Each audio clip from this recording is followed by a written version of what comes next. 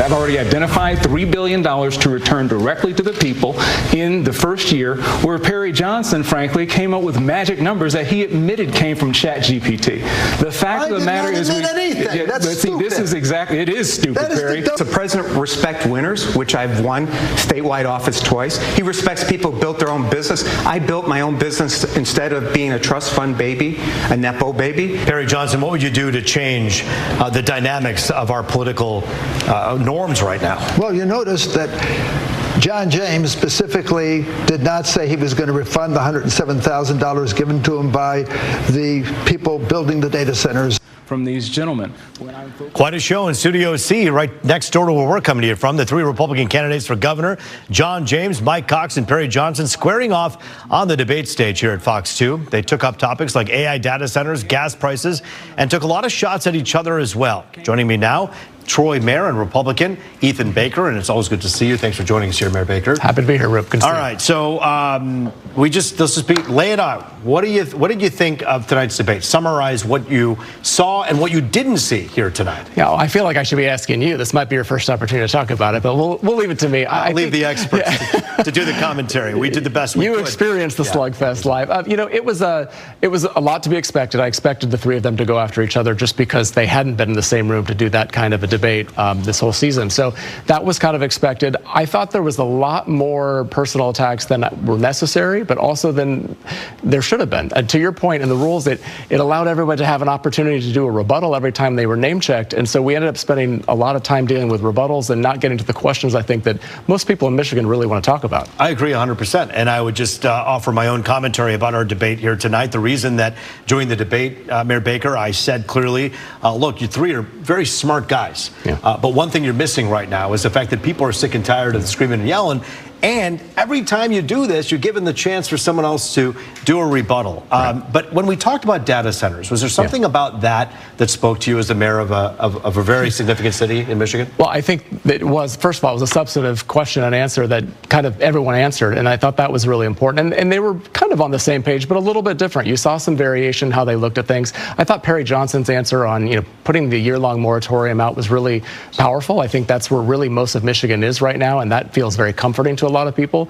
I think the back and forth about the campaign finance related to AI and DTE, essentially, was who I was assuming that was the attack was about, was not as powerful. And you can clearly see a little bit of wiggle room between those two candidates on what they actually think would do with data centers. And Mike Cox, same thing. I mean, he's talking about the importance of local control, I think, which as a mayor is really important to me. And also just the concept that these data centers, they are an unknown. They're something we need to face and deal with because AI is continuing to go so crazy in this country. But we really have to be focused on what we can do to protect our communities, to protect our state's resources.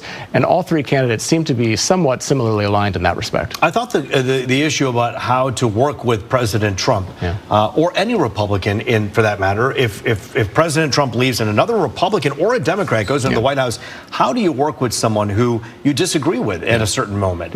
I thought that those answers were kind of telling about where they stand when it comes to the MAGA movement and President Trump, didn't you? Yeah, I think John James was very proud of his endorsement by the president. I think, of course, he's going to lean on that. Perry Johnson talks a lot about being a friend of the president. He's got that. And Mike Cox has got a compelling point to make that he's worked with members of the opposite party. He's worked with members of the own party and is the only statewide elected candidate that was up there today. So they all had a different approach to it. I think it was very important to talk about. And I'm glad that question was asked because there are times when the state of Michigan is going to be differently served than what is happening at the federal level. And I think that's an important case to make, whether you're the governor, whether you're representing the state in any fashion. When you hear them go back and forth, and sometimes go back and forth in what the viewer may just feel or the voter may feel like it's just minutia, just random attacks against one another that are maybe substantive, maybe important, but not necessarily relevant to the viewer. What does that do in a debate situation like this? Well, you were in the room. I watched it from home. It's very different when you're watching a debate from home, especially